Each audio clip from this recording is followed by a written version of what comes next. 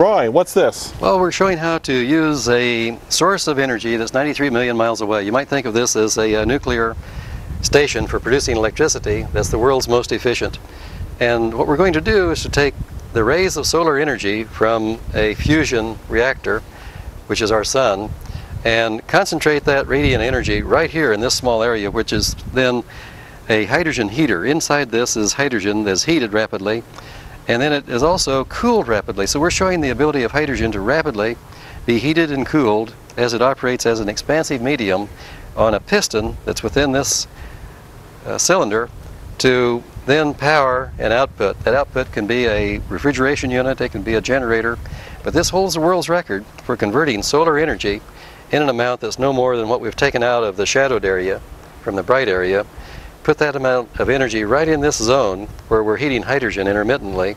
Now, wait, this is, most people would know this as a Stirling engine. Well, they would know it as a Stirling engine, and or they're going to be confused about the mention of hydrogen. And what we need to emphasize in here, this is not producing hydrogen here. This is using, most people don't understand that hydrogen has a phenomenal ability to conduct heat just by pure chemistry. And of course, if you're wondering why you can see this better, it's because the cloud just went in front of the sun. That's right.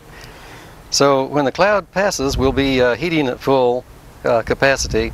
But what we're doing in the meantime is just showing how to heat hydrogen with whatever solar is available, expand it, and then cool it on these fins at a rate that makes a cycle.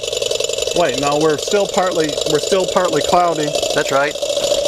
We're still partly cloudy, and yet this is running. Oh yeah, we're showing how to, again, use this much collector on a concentrated basis to deliver hydrogen, the heat amount that's required for running this engine without combustion. It's just a heat exchange basis. This again is a very cost-effective way to convert energy where there's available direct sunlight from solar energy to electricity. So we can take this unit right here and we can hook this up to a generator and make electricity. That's right. The same way we're making hydrogen over here and running it through a fuel cell. That's true. This would be the input to this electrolyzer, what then becomes 200 times more efficient than trying to reproduce a hydrocarbon as a replacement for fossil fuel. But this is many times more efficient than these little PV panels right here. It is. This is probably on the best of this and the best of this, 3 or 4 times more efficient. And you're looking at the inventory of what would be a hubcap.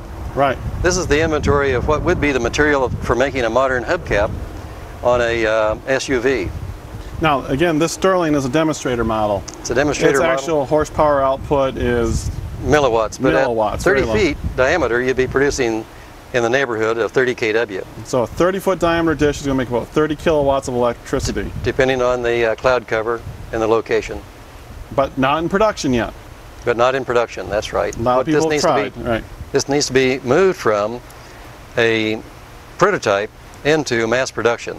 We need 10 million of these a year to support the development of 1,000 new millionaires a week, probably twice a week, forever, to produce the energy that's needed. Yep.